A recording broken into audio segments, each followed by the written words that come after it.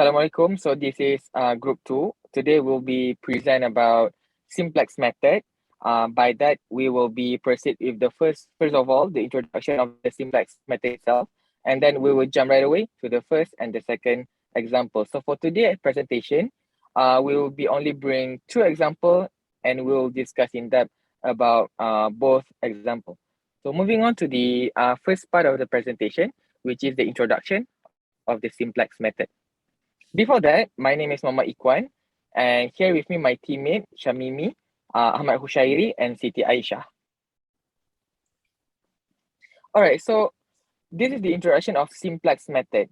So the Simplex method is actually quite simple. It is a technique for manually solving linear programming model using select variable, tables, and pivot variable in order to determine the best solution to an optimization issues.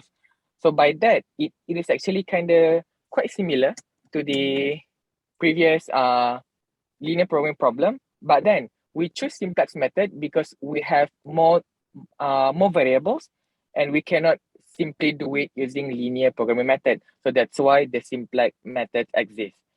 So the purpose for this presentation is to briefly show you guys the example of Simplex method question that dissect the optimal solution finding process of the Simplex technique.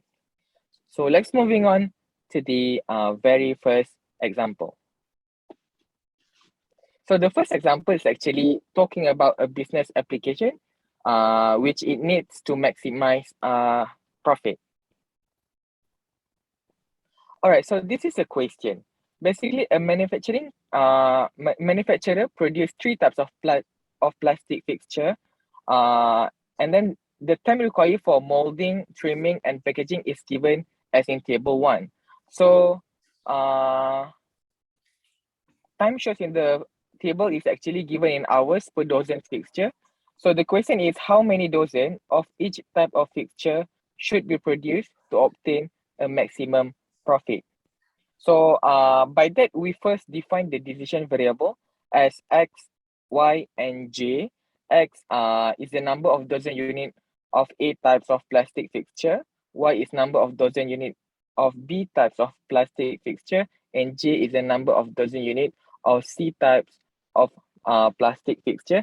And then on the very right side of the table is actually total time available for the molding process, followed by trimming process and packaging process. Next slide.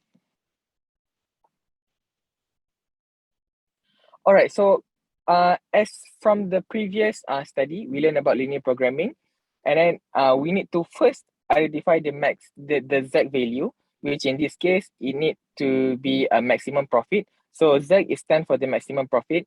So by that table, as you can see, I paste the same table on this slide. So to find the maximum profit Z, so from the table, 11x stand for type A plus 16y plus 15j, which it is actually represent the price of type A is 11, but how many x, and then 16 of how many y's, and then 15 of how many j. How many j, which represent the type C. So this is the equation for Z variables, and then by the question we can identify the following constraint. As on the table, the constraint is the total time available for molding process. For example, here it's only have 12,000. For trimming, they only got 4,600, and packaging is 2,400. So by that, you can see the following constraint, and you can see the indicator which should be less or equal than that particular number on the right side of the table. And definitely X, Y, J need to be bigger than 0. Next slide. All right, so the very first step that we should do when we wanted to make the Simplex method is actually to convert the linear programming to a standard form and introducing select variables. So what does it mean by convert the LP to a standard form? It is actually by removing the symbol less than or equal to equal, like on a screen. Okay, so let's go one by one of the equation. So we got nothing to do with maximize profit, which is the exact equation, because uh they don't they don't have less or equal or more or equal. So wherever we go looking at the uh what was that again? The ST on the screen. So the the first equation is x plus 2y plus 2 over 3 over 2j plus s1. So basically the S1 itself, it's coming from less or equal than, as we convert it to equal, so we need to add S1, which is standing for the slack variable, and then followed by the second equation, and then followed by third equation. So after we get all these new slack variables, this new equation, we need to put it inside the table as on the screen. So basically, row 0 is stand for the Z equation for maximize profit, and then row 1 followed by the first constraint, followed by row 2 is the second constraint, and row 3 is the third constraint. For this particular step, for row 1, which is stand for the maximize profit Z equation, we need to move all the right side of the value to the left hand side. That's why you can see at row 0, the x value is negative 11, because 11 positive 11x on the right side is moved to the left side, followed by the 16y, followed by the 15j. So that's why on the row 0, you can see it's negative 11 for x, negative 16 for y, and negative 15 for j. So after we do that, we need to determine the entering variable uh, with the most negative coefficient in a row 0. So basically, as you can see at the row 0, the most negative variable is negative 16. So the most negative number of entering variable at row 0 is negative 16, which that means the whole row of y will conduct a ratio test, which that means negative 16, 2 over 3, and 1 over 3 need to do a ratio test. So after we do a ratio test, you can get the value of the very right hand side. You can see the title ratio, and then by that you need to highlight the smallest ratio obtained. So on this screen, the smallest ratio is 6,000, which is belong to row 1. So after we cross the I would say the column and row, we found out that the value 2 at y and at row 1 intersect. So by that, we need to solve the equation by so basically 2 is the entering variable. So as a result, the smallest ratio is the largest value of the entering variable that will keep all the current basic variables. So by that, y at row 1 will need to be converted to 1, or we will be doing pivoting, and the other will be 0. So by that means, we need to convert the 2 highlight number on the screen to 1, and then the other rest to 0. Next slide. So as I said, the value of y at row 1 need to be converted from 2 to 1. So it will produce a new equation for row 1. So that's why here stating row 1 prime. So by that row 1 prime, come up with new equation as on the screen. And then by using the row 1 equation, you need to convert other value at row y equal to 0. So with that method, I can simply give you on the screen the new constraint for the problems. As on the screen, so on the screen right now, it is actually a new new constraint after I make the other y value equal to 0. As you can see on the screen, for the row 2 and 3, there is no y value, right? Because it's already converted to 0. Next slide. And also z, no y because already convert it to 0, because that's why it's not there. So after that, we put the new constraint to the table again, and then we repeat the same steps which is we need to find the most negative value at row 0 to find the pivoting. Basically, the most negative is -3, and then after that we need to circle the whole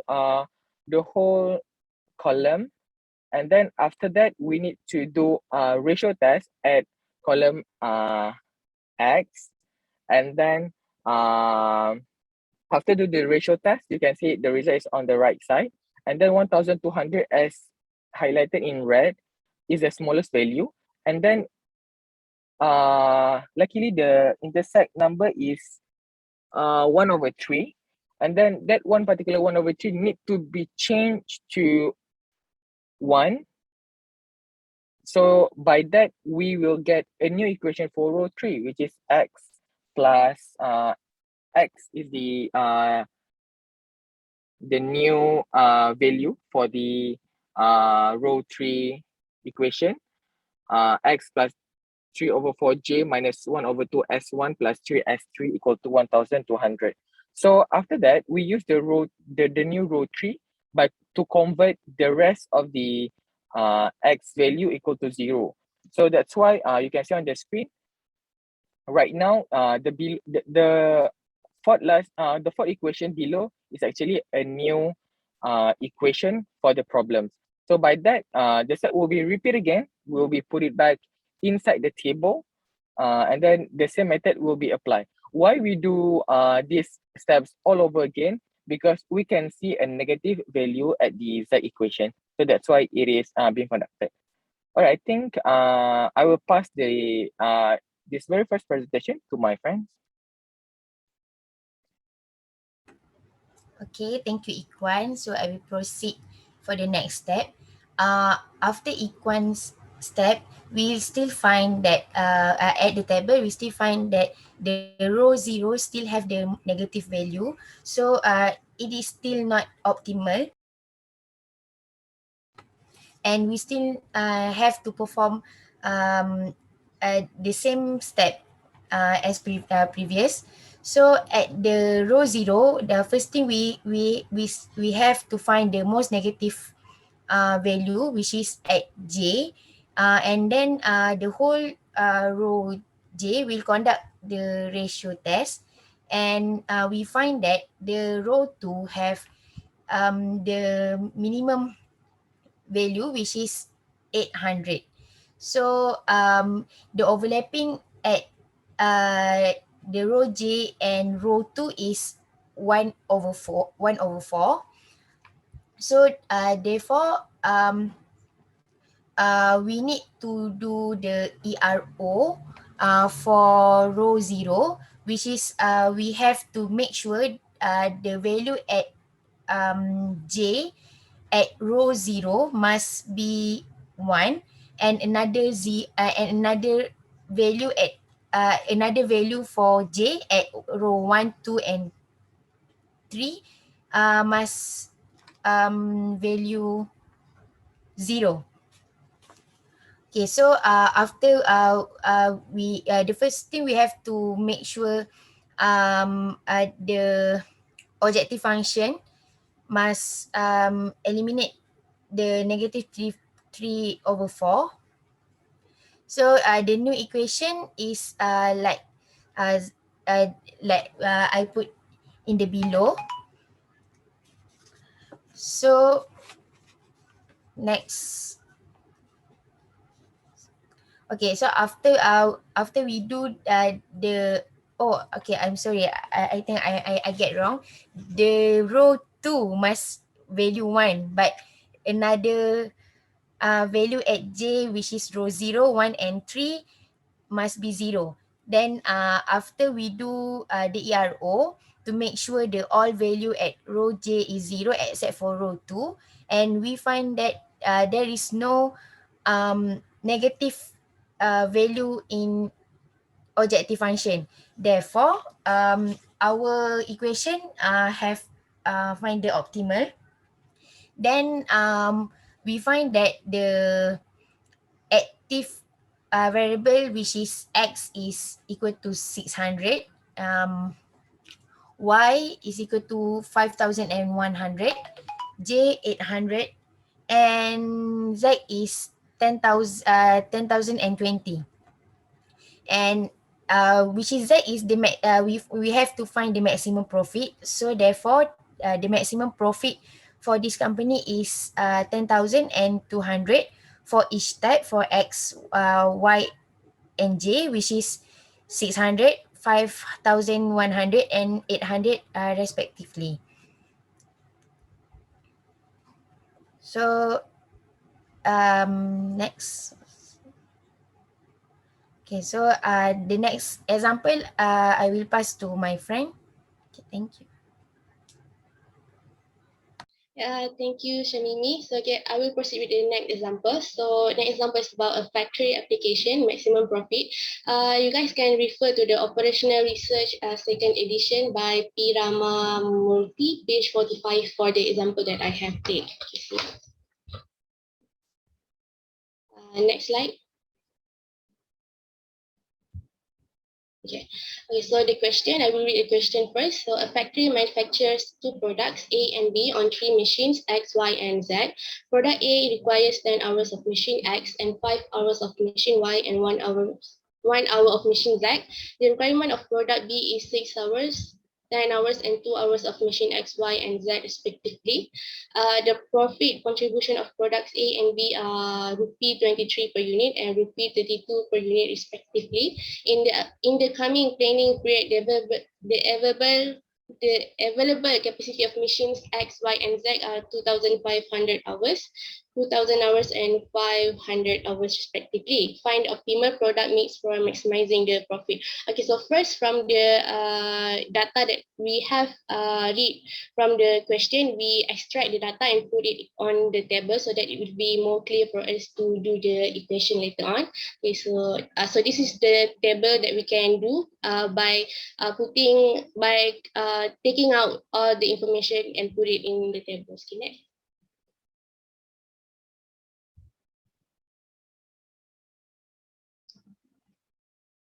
Next slide. Okay, so first, we assume that variable A is the units of A and B is the units of B. And after that, we do the linear programming equation. So first, we get the maximized Z equal to 23A plus 32B. So these numbers we get from the profit that we have got from the question, which it say that 23 profit for each unit of A and 32 profit for each unit of B, or we call it as an objective function. And then we do the constraint equation.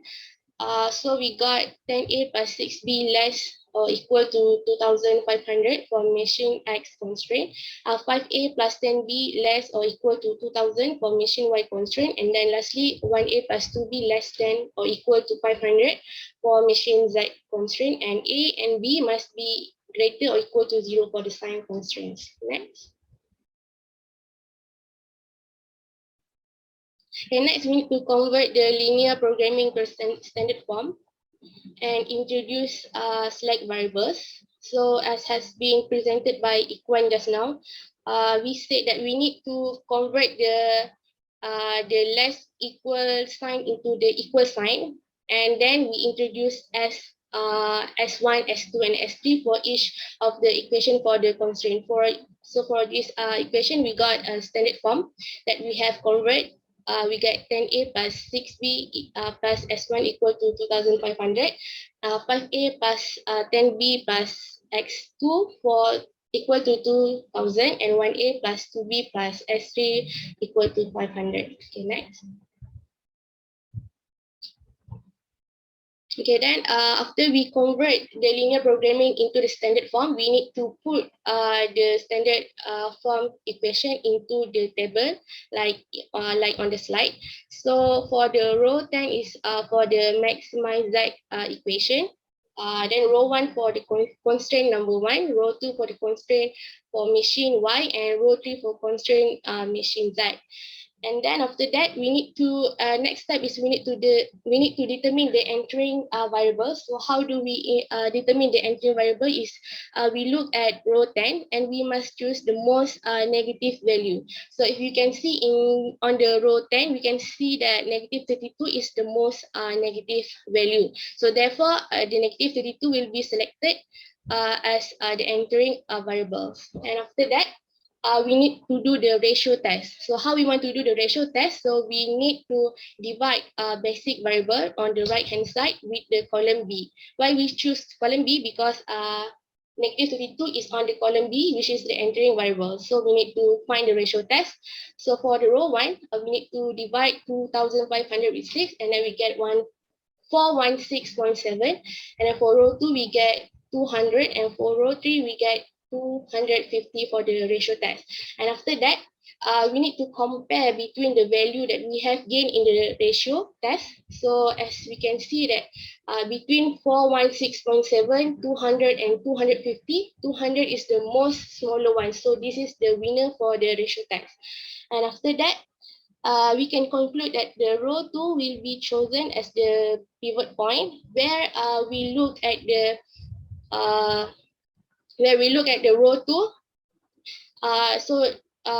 Row 2 and column B, we will choose that 10 as the pivot point, and we need to change it to 1. And another variable in column B into 0. Okay, next.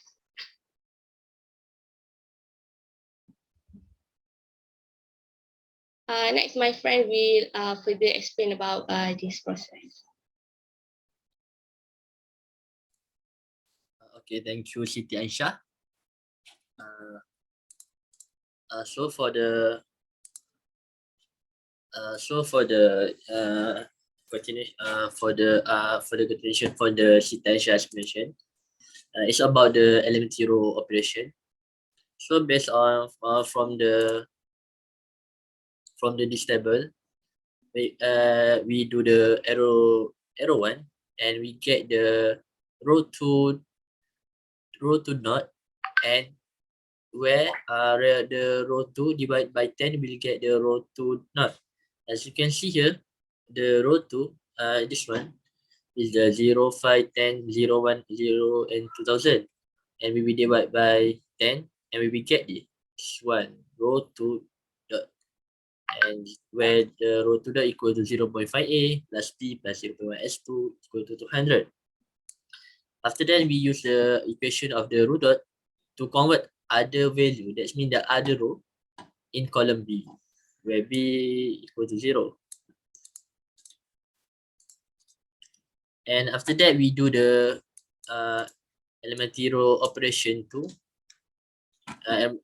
get the new equation of the row 0 dot, where row 2 dot multiply with the 32 and add to the row 0, we'll get the row 0 dot.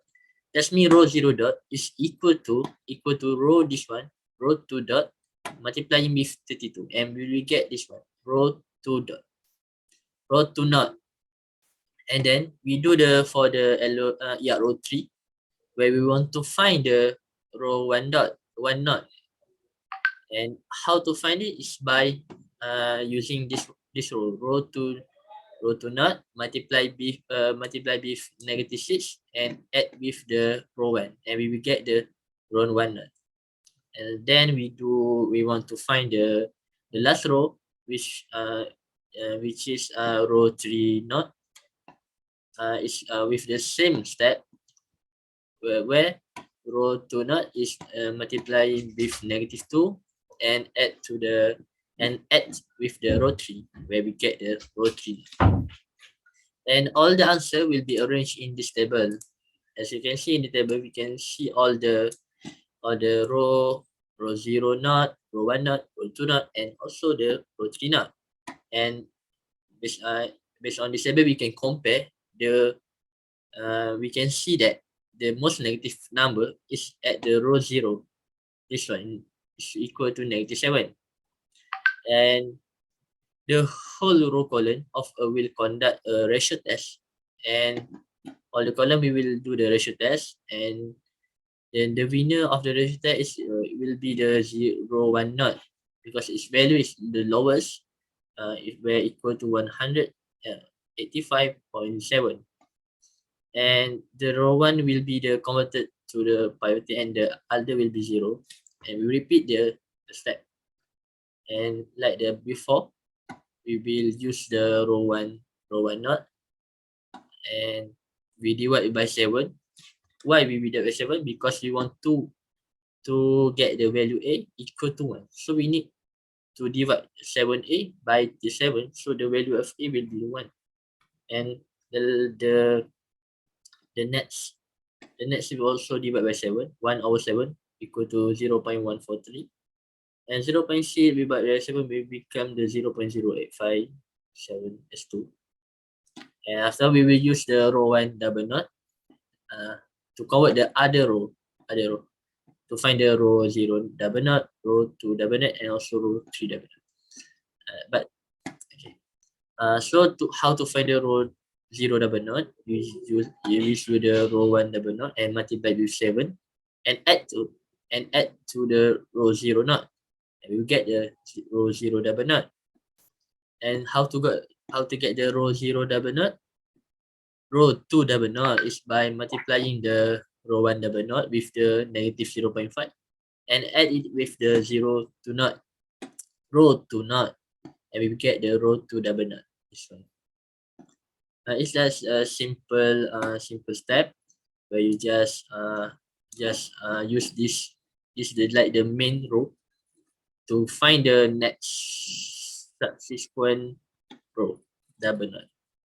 But for the row 3 double knot, we cannot do the ERO because the value of A is equal to 0, so we don't need to do the ERO. And all the double knot, that's mean the row 0 double knot, row 1 double knot, row 2 double knot, and row 3 double knot. There will be no any row 3 double knot, so just the row 3 knot. All the row will be arranged back in the